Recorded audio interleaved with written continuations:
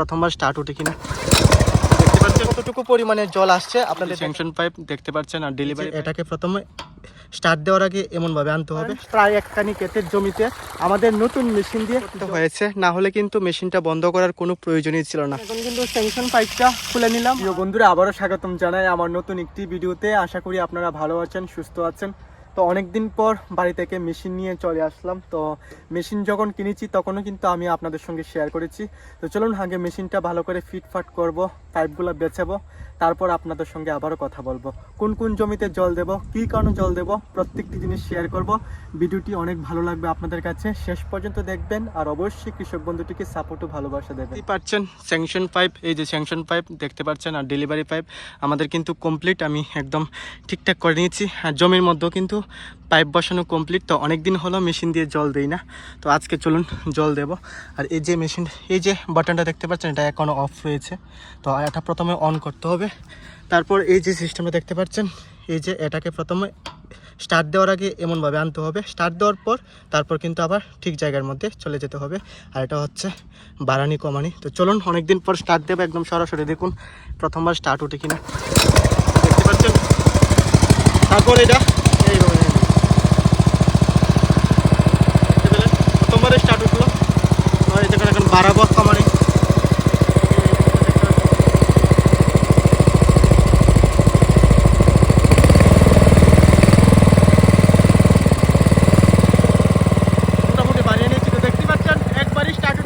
Finally বন্ধুরা চলে আসলাম সেই জমির মধ্যে যেখানে কিন্তু বর্তমানে আমরা মটর চাষ করছি। তো যারা আমার ভিডিও কন্টিনিউ দেখেন তারা তো অবশ্যই জানেন যে আমরা বর্তমানে দুটি জমির মধ্যে কিন্তু মটর চাষ করছি। আর এই যে জমিটা দেখতে পাচ্ছেন, এখানে কিন্তু প্রায় একখানি হবে, একখানি হবে না। তো এই জমির মধ্যে আজকে আমরা জল দেব, কারণ আমাদের মটর গাছের গুঁড়ার মধ্যে কিন্তু জলের অভাব লক্ষ্য করা যাচ্ছে। তো দেখতে পাচ্ছেন জলের যে পরিমাণটা সেটা কিন্তু অনেকটাই কম আসছে, কারণ মেশিনের কাছাকাছি যে পাইপগুলো রয়েছে সেই পাইপের অবস্থা কিন্তু অনেকটাই খারাপ হয়ে রয়েছে, যার জন্য মেশিনের ক্ষমতাটা কিন্তু আমি অনেকটাই কমিয়ে নিয়েছি। আর জলটা কিন্তু অনেক দূর থেকে আসছে, একদম নদী থেকে আসছে। তার পরবর্তীতে কতটুকু পরিমাণে জল আসছে আপনাদের দেখানোর আমি চেষ্টা করছি। তো এই জমিতে কতটুকু বা কতক্ষণ সময় লাগবে আমাদের নতুন মেশিন দিয়ে জল দিতে, সেটাও কিন্তু আমি আপনাদের সঙ্গে শেয়ার করব। এই যে জমিটা দেখতে পাচ্ছেন, এই জমিতে কিন্তু বর্তমানে আমরা টমেটো চাষ করছি। আর খুব সুন্দর করে কিন্তু টমেটো আমরা বাজারে নিয়ে গেছি। আর কতটুকু পরিমাণে টমেটো প্রথম দিন আমরা এই জমি থেকে সংগ্রহ করেছি সেটাও কিন্তু আমি আপনাদের সঙ্গে শেয়ার করেছি। আর আমরা কিন্তু গাছ থেকে কাঁচা টমেটো সংগ্রহ করে বাজারে নিয়ে বিক্রি করছি।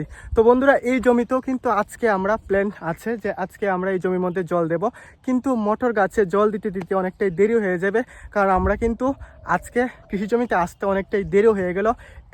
প্রায় 11টা বাজে মেশিনটা আমরা স্টার্ট করেছি। তো এখন দেখব প্রায় একখানি জমিতে জল দিতে কতক্ষণ সময় লাগে। যদি পারি তাহলে কিন্তু অবশ্যই আমরা এই জমির মধ্যে জল দেব, সেটাও কিন্তু আমি আপনাদের সঙ্গে শেয়ার করব।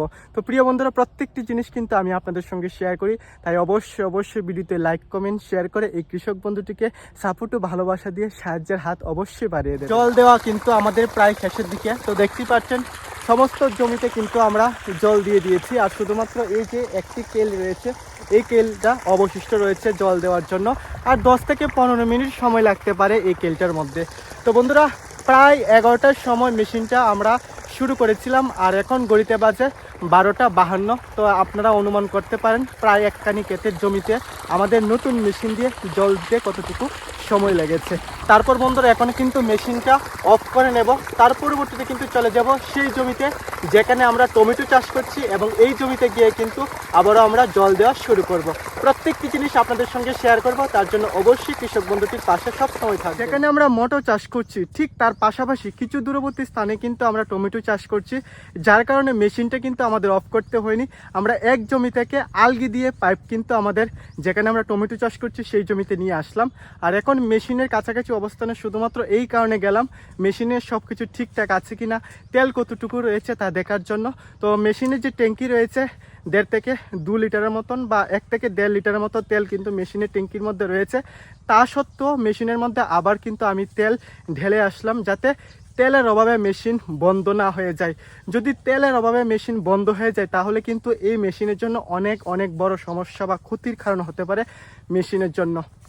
তো সব কিছু এখন দেখে আসলাম, আর এখন চলে যাব সেই জমিতে যেখানে কিন্তু অলরেডি আমরা টমেটো চাষ করছি আর সেই জমিতে জল দেওয়া শুরু করে দিয়েছি। তো আপনাদের সমস্ত কিছু দেখাবো, আপনারা ভিডিওটি শেষ পর্যন্ত অবশ্যই থাকবেন। 10 থেকে 15 মিনিট হলো এই জমির মধ্যে কিন্তু আমরা এই জায়গা থেকে পাইপটা আলগি করে কিন্তু এই জমির মধ্যে নিয়ে আসলাম। 10 থেকে 15 মিনিটের মধ্যে কিন্তু ভালো জায়গায় কিন্তু আমরা জল দিয়ে ফেললাম, কারণ এখন কিন্তু জমি একদম শক্ত হয়ে রয়েছিল, তার জন্য জলটা বেশি পরিমাণে খাচ্ছে না, তার জন্য তাড়াতাড়ি করে কিন্তু আমরা জলটা দিয়ে দিতে পারবো আশা করি।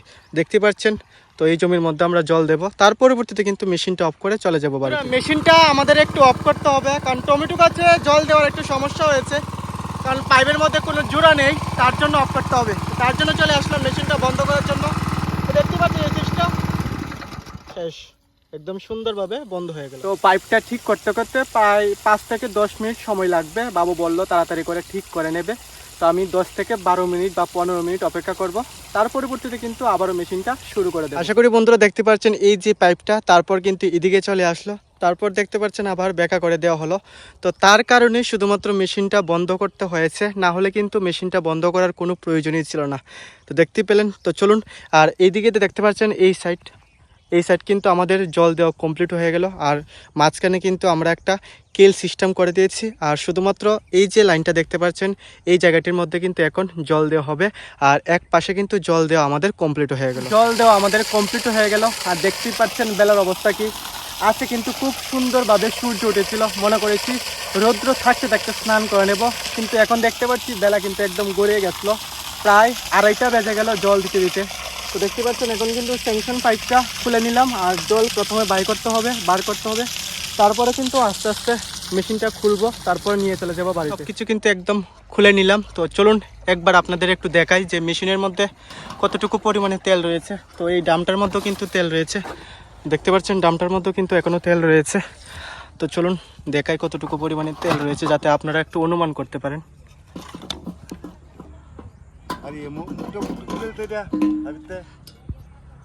তো আশা করি বন্ধুরা দেখতে পাচ্ছেন, আমি আপনাদের দেখানোর চেষ্টা করি, দেখুন একটু লাড়া দিই। তো তেল কিন্তু এখনও কিন্তু প্রায় 2 লিটারের মতন কিন্তু মেশিনের মধ্যে রয়েছে। আজকের ভিডিওটা এতটুকুই পর্যন্ত। তো দেখতে পাচ্ছেন বাবু কিন্তু মেশিন নিয়ে চলে যাচ্ছে বাড়িতে, আর আমি সামনে এই যে ব্যাগটা দেখতে পাচ্ছেন, আশা করি দেখতে পাচ্ছেন কিনা, গরুর জন্য খাবার রয়েছে, তো সেটা নিয়ে চলে যাবো বাড়িতে। তার সঙ্গে নিয়ে চলে যাব এই যে বাকি যন্ত্রপাতিগুলি। তো প্রিয় বন্ধুরা, প্রত্যেকটি জিনিস আপনাদের সঙ্গে শেয়ার করলাম। আশা করি আপনারা অনেক অনেক ভালোবাসা আমাকে সাপোর্ট দেবেন, আশা করি সাহায্যের হাত বাড়িয়ে দেবেন। আপনাদের সাহায্যের হাতটা ধরেই কিন্তু আমি এগোতে পারবো, আমার একার দ্বারা কিন্তু কিছুই সম্ভব না। প্লিজ প্লিজ প্লিজ ভিডিওতে লাইক কমেন্ট শেয়ার করবেন, আর যারা নতুন দেখছেন তারা অবশ্যই আমার ইউটিউব চ্যানেলটিকে সাবস্ক্রাইব করবেন।